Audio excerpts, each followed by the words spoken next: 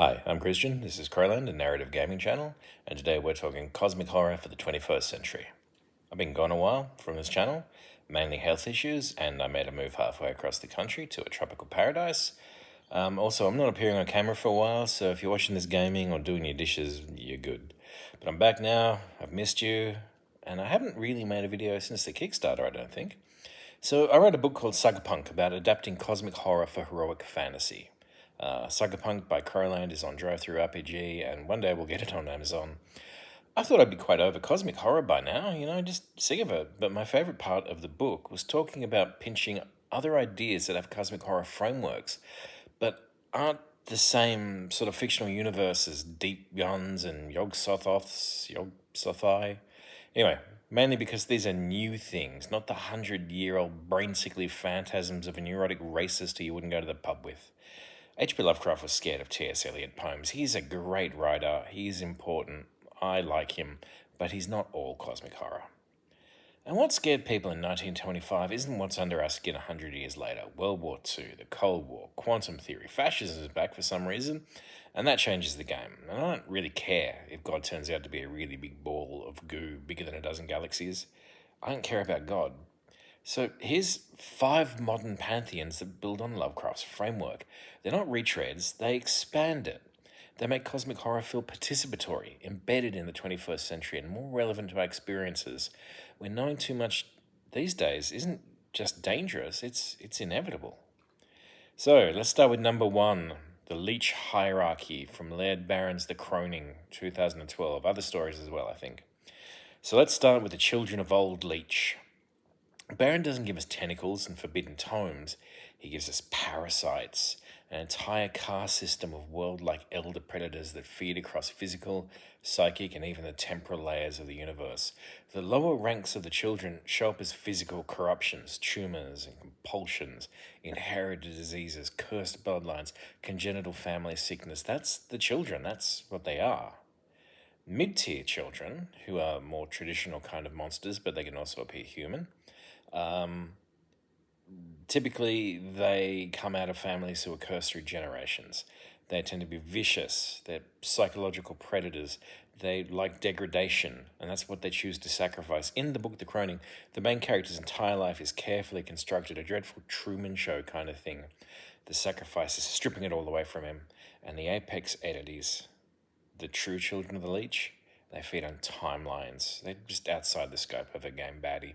The old Leech itself might not be a creature. It's not necessarily a kind of like reverse anti-god. It might be a universe or the sentient hunger of one. It's a predator that feeds on pain and entropy, a hive mind of hunter entities. The result is that the world is made so that every human tragedy is tasty to the children of the worm, children of the Leech. Barron's brilliance is that he personalizes cosmic horror. The children are distant gods. They're inside us, in our DNA, in our families. Cultists are just bred to serve the Leech. The twisted DNA spreads. If you wanted to use the children of the Leech and the Leech hierarchy, I would use Call of Cthulhu. You could swap sanity for depression or compulsion or worsening chronic physical and mental illness. The more you fight, the more they feed on you, and that weakens you. And the horror isn't that humanity doesn't matter. It's that we matter because we are bred to feast on, and we cannot help but to provide that feast.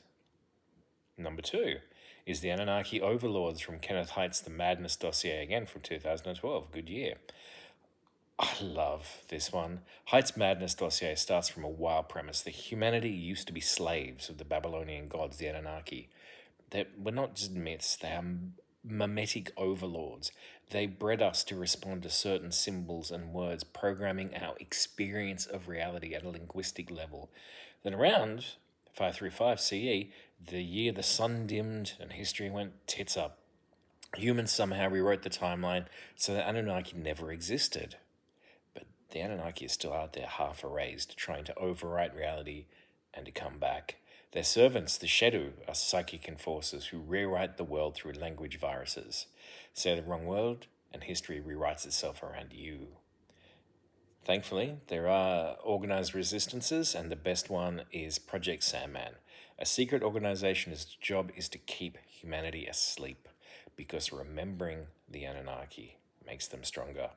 So, like Delta Green, these operatives are fighting monsters, but they're also becoming them.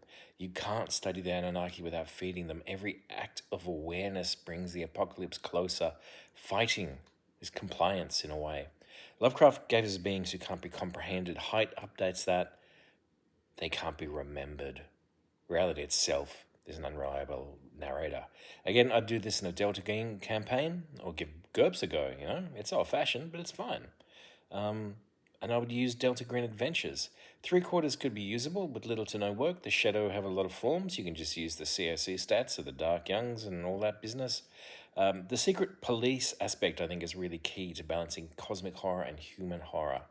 Humans know the Anunnaki is dangerous. The Sandman know that they are incredibly dangerous to human life on Earth. No witnesses. Number 3, Grant Morrison's Invisibles comic series from 94 to 2000. Let us talk about a masterpiece of late 20th century occult fiction, Grant Morrison's The Invisibles. It's Gnostic, psychedelic, cosmic horror, though it doesn't look like that at first. Spoilers here now. This is kind of like the big reveal of the series.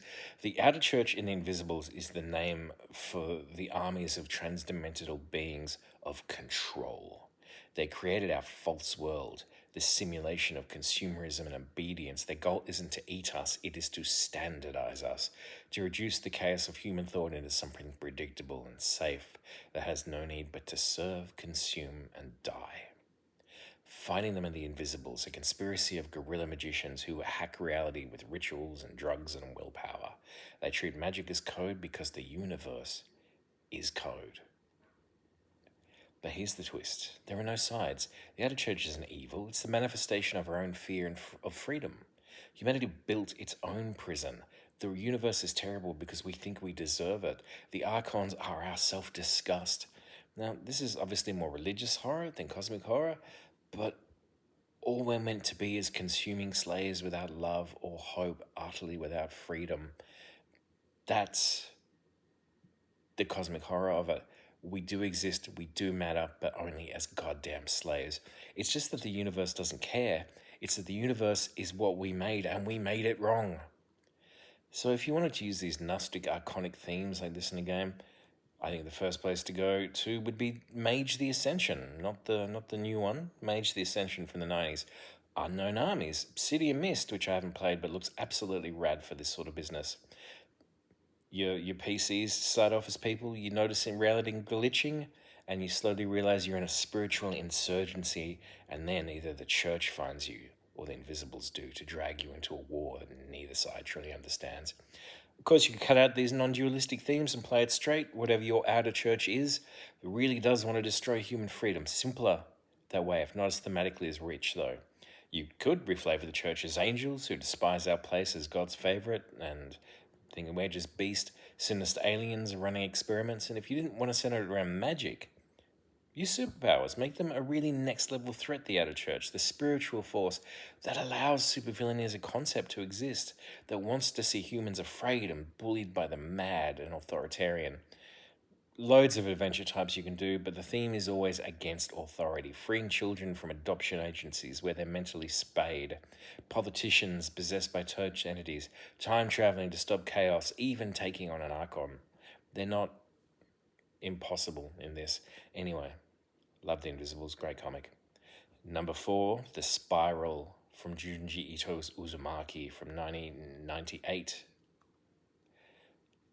Uzumaki by Junji Ito is spectacularly good. It's one of the few truly modern works that feel Lovecraftian without being at all derivative. A small coastal town becomes obsessed and then consumed by the patterns of a spiral.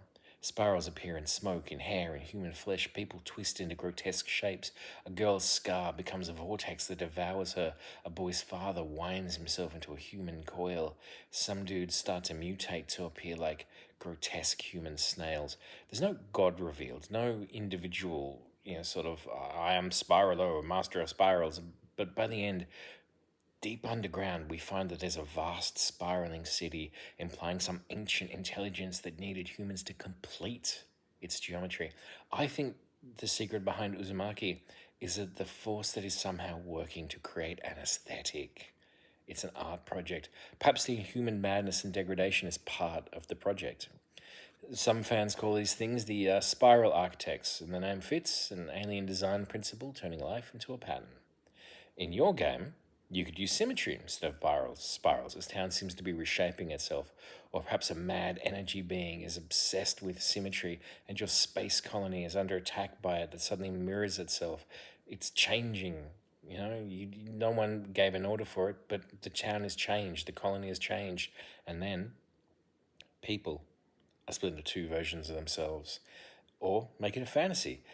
This is what it means to be a god. This is sometimes the games that they play. Gods are gods. They do what the hell they want. Lovecraft shapes. Lovecraftian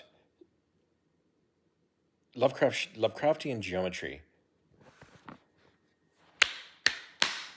Lovecraftian shapes drive people mad. Junji Ito's shapes use them. Humanity isn't destroyed by the revelation, it's repurposed by it. And lastly, number 5, The Hiss, by the game Control by Remedy in 2019. The setup for Control is that there is a secret US agency, the Federal Bureau of Control, and it studies altered world events, quote unquote, where reality bends under psychic pressure. They think in response to the human unconscious. The Bureau's headquarters, the oldest house, is itself a shifting brutalist labyrinth, an architectural anomaly that hides from human perception. And when the game begins, the house has been invaded by the hiss, a sentient resonance, a signal that infects minds and bodies and even machines. The possessed float in midair, chanting in a corrupted language. It's quite haunting. But the real fear isn't the monsters, it's the infection of meaning. The FCB, it turns out, actually does know something about the hiss, though you don't really learn very much during the game. But the FCB has a relentless, vast bureaucracy that makes that information hard to find. Nice touch. In most cosmic horrors, knowledge will destroy you. In Control, you are kept from the knowledge, which destroys you. The hiss might be a psychic virus, a terraforming force, or a predatory universe. No one knows. Some theories say it's humanity's collective madness finally externalized. Others say it's a multi-directional correction, like a cosmic antivirus that decided that we are the bug in the system. In an RPG, again, you could use Delta Green, paranormal field agents trying to control contagion of unreality. Maybe the hiss is a sound, or a math proof, or a pattern in social media. The moment you understand what's happening, that this is the hiss spreads. Probably also use Cypher. In the game, the main character is possessed by an alien who gives her powers, so maybe consider FBC. Give them some reality hacking power so you could run it again in Mists, a low-level superhero game. And if you like Fate, and I like Fate, give the Dresden Files a go. That would be a great way to do like a really narrative game, and while you'd have to reflavor all the magical style powers, you could easily just do that as a reality hacking kind of thing. You can reflavor the hiss as well as some vastly psychic world fungus from another dimension, a single psychic attack from some monstrously powerful enemy of the world, a trickster god, or something that needs to get power on Earth. That's the only thing that we really know about the hiss. They are trying to get power. I quite like the assimilation aspect. They don't kill you, they make you become them, which creeps me out. I don't like that. The campaign is simple. Travel from reality breach to reality breach, each one getting weirder and more dangerous as whatever your hiss is grows in power. Lovecraft's pantheon was built on fear of the cosmos. These modern pantheons build on the fear of connection. They don't punish our curiosity, they weaponize it. They make us complicit in our own horrible dooms. Baron's Leech hierarchy turns pain and hereditary into a feeding chain. The horror is that we are already eaten. Heights and anarchy infect history itself. You don't even have the option to be afraid of the unknown. You're so easily duped. Morrison's Archons plan the annihilation and degradation of freedom and individuality and human dignity. Ito's architects, if they even exist, fold humanity into a new geometry. They have plans for us that will hurt us, but we will fit the aesthetic, and the hiss will take our world and our flesh from us. Again, pure assimilation. That, to me, might not be the very textbook definition of cosmic horror. that we don't matter, that whatever is going on around us doesn't concern us, and makes it a lot more malevolent. In each case, we're not discovering horror in the stars, we're discovering that we are the stars' reflections, and maybe the monsters were always here, waiting for the right kind of attention. Do you have a pantheon that you like, a new kind of 21st century Lovecraftian pantheon that you dig?